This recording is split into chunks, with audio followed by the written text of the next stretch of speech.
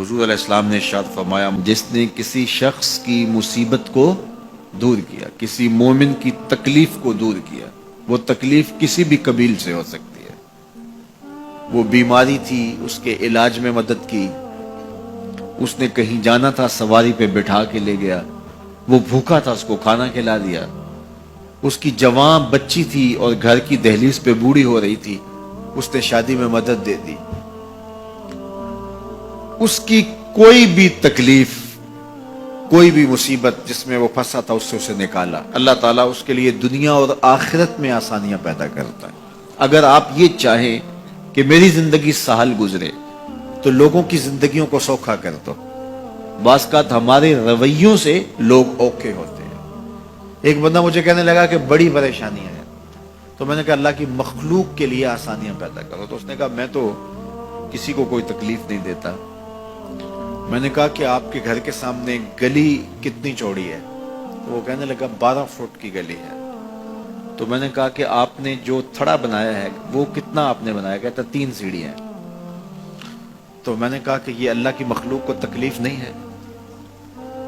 12 fit کی گلی ہے، لوگوں کی بیچاروں کی کبھی گاڑیاں بھی گزرتی ہیں، جنازے بھی گزرتے ہیں، اور تم نے 3 سیڑھیاں اس گلی کے اندر رکھی ہوئی ہیں، اور تم سمجھتے ہو کہ میں کسی کو تکلیف نہیں دے رہا۔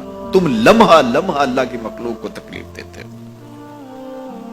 لمحہ لمحہ میں گزرا ایک گلی سے تو اچانک لائٹ چلی گئی تو میرا گھٹنا زور سے ٹکرایا تو زخمی ہوا۔ کتنے دن زخمی نہیں، پرانی بات ہے۔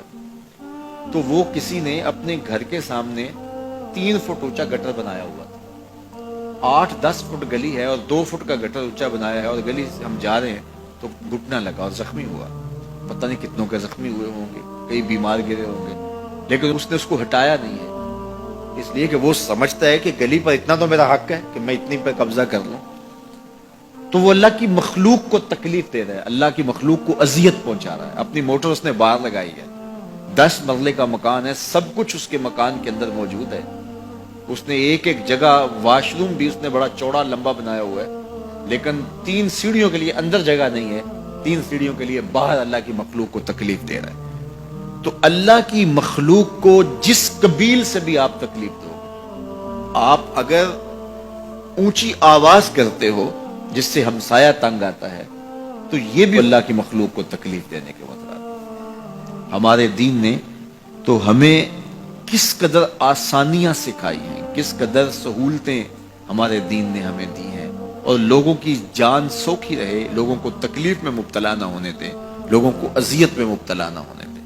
میں تو یہ بھی دیکھتا ہوں کہ لوگ 12 فٹ کی گلی ہے اور اس کے اندر دکان ہے، تو سامنے اس طرف کا جو ہے وہ موٹر سائیکل کھڑا کر کے تو اندر سے جو ہے وہ کوئی چیز خرید رہے ہوتے ہیں، تو باہر سے کوئی بیچارہ آ کے ہارن دے رہا ہو، اب کھلو جا، کوئی نہیں ٹکالی پہ۔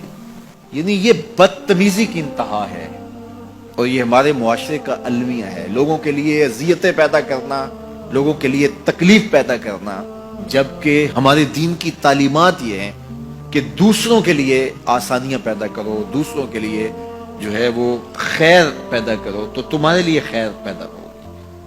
تو اس لیے فرمایا گیا کہ جس نے کسی شخص کے لیے آسانی پیدا کی تو اس کے لیے بھی آسانی پیدا ہوگی، لیکن صرف دنیا پہ نہیں ہوگی بلکہ اس کے لیے اس کے بدلے میں آخرت میں بھی آسانی پیدا ہوگی۔